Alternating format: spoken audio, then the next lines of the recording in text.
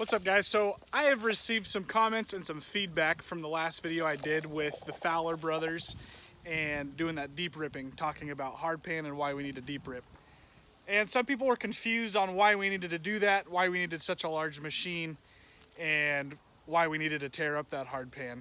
Even though I tried to answer those questions in the video, maybe they just didn't come out quite across the way that they could have, the best way that I could have told you.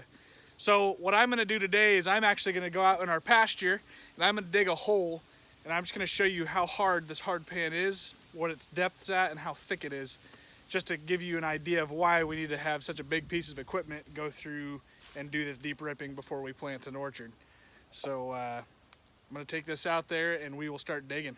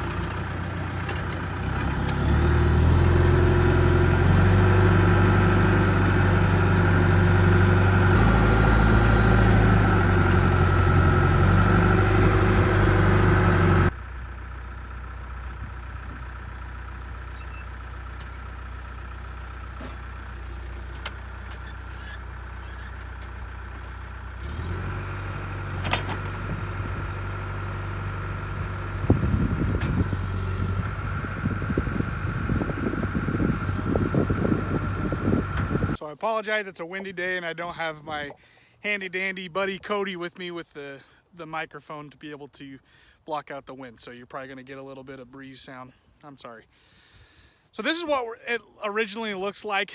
I didn't really get to show you guys a great shot of a before picture of what, either a crop or something before we deep rip, what it looks like. We're taking old virgin, this is what we call virgin cattle ground. So this has just been cattle pasture for a long time. Okay. So it's been cattle pasture for a long time and it's being irrigated. And what we'll do is we'll let this dry out for when we go to deep rip, because what we want to happen is we want it to be as dry as possible so that when the ripper goes through it, it breaks it up. And what can happen is if it's too wet, that hardpan won't shatter. And you'll see what I mean by we want it to shatter. We want it to just shatter apart because it's literally like a big old chunk of concrete. So we want that to shatter apart, where when it's wet, it almost just acts like a knife through butter, where it just kind of almost melts back together. It doesn't get a good shatter to it. So right now I'm going to show you while it's still wet what that hardpan even looks like when it's wet out here. So I'm just going to use the normal teeth on our bucket just to show you how nasty this stuff is. We actually have hardpan teeth for our buckets. That way when we're digging through that hardpan, it's easier for us to bust it up. So I'm just going to show you with a regular backhoe bucket and regular teeth how hard and how thick this hardpan is and how tough it is to get through.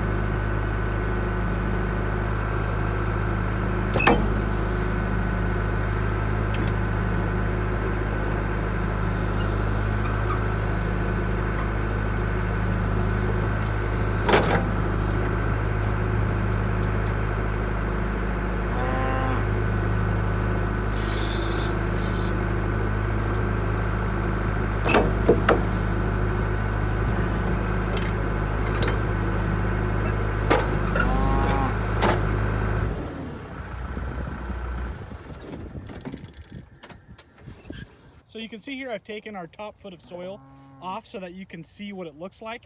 We have a nice sandy loam here in Oakdale on this ranch.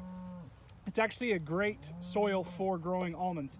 And I know in the last video that I talked about, you heard us say almonds, they were going to be planting in almonds. Yes, we call them almonds, but most people call them almonds. And I'm going to do a whole video on why a lot of the growers, a lot of people in our area call them almonds. But anyway, more on that later. So we just have some really good soil in this top foot. Looks good. Nice, smooth, going through, just has a lot of good activity, microbial activity in it. It's just some good soil.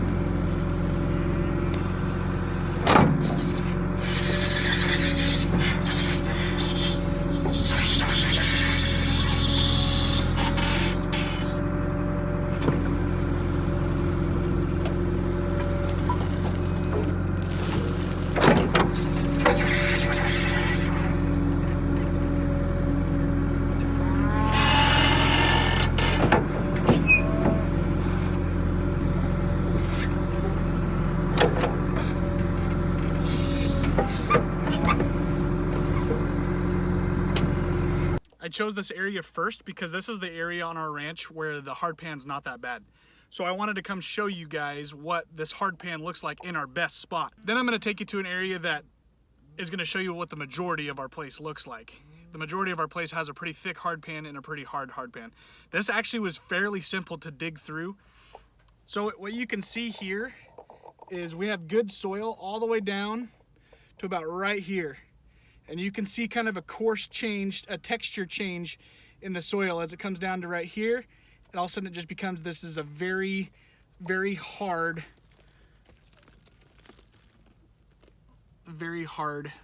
area.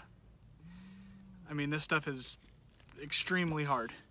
And from right here, you can see it's about a 1.5 feet, maybe 2 feet thick right here. Once we get below here, it starts to get nice and soft again. But right here, you can just see this area all through here is very hard. And we've got just a solid hard pan. This stuff's broken up because I was able to come in with the backhoe and break it up.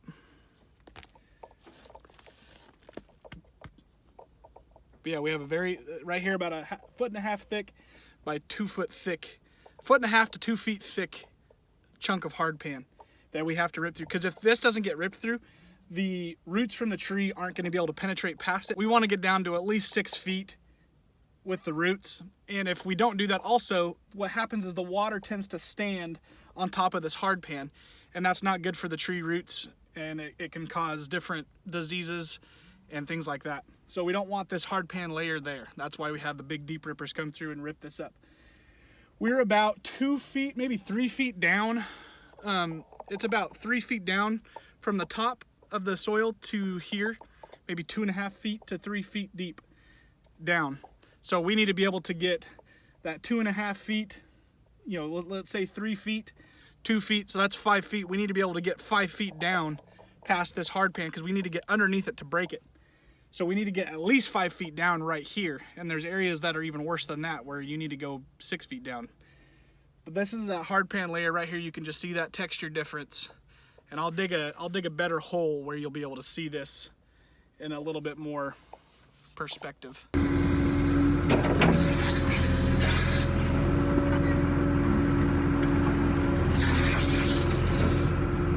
So now I'm at a different spot. I actually just dug right over there and I'm at a different pasture. This pasture, that hardpan level is a lot higher. It's only about a foot, maybe about 2 feet down here. 1.5 to 2 feet down, you hit this hardpan level. And the backhoe is only able to scrape. This stuff is just so nasty. So it's only able to scrape across the top. I'm having a hard time getting past that layer. You can just hear it. It's so hard. So I just was showing you just kind of scratching how even just trying to dig in right now, it's just wanting to just scratch across the top. So I'm gonna do some different techniques to try and get underneath this hardpan and give you guys a better look at how nasty this stuff really is.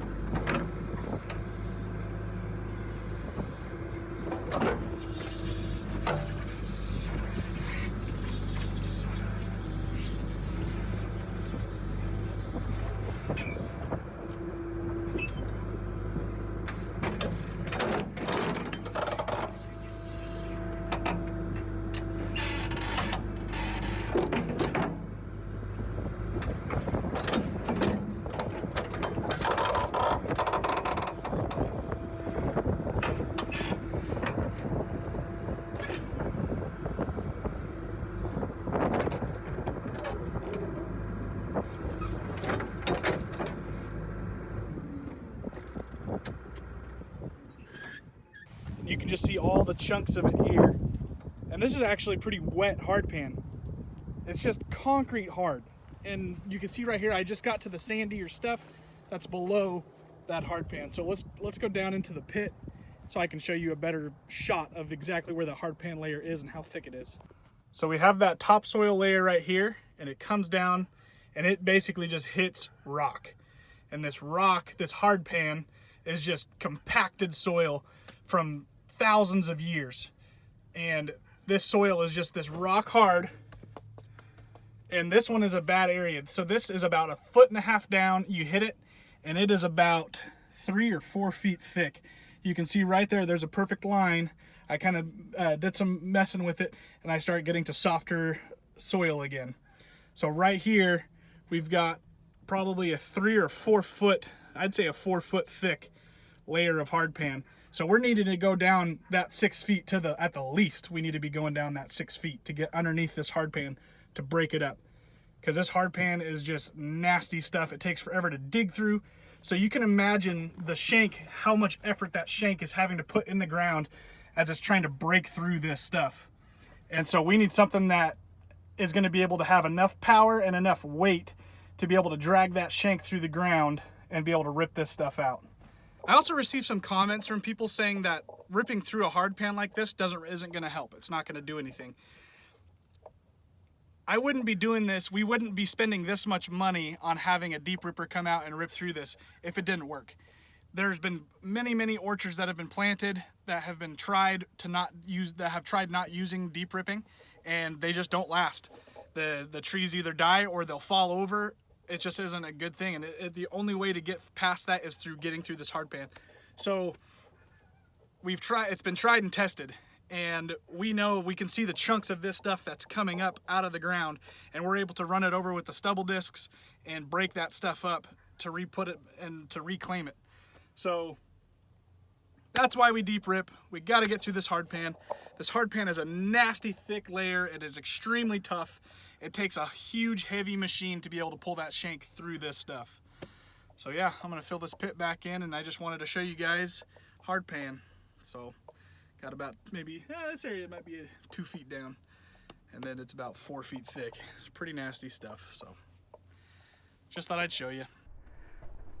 It's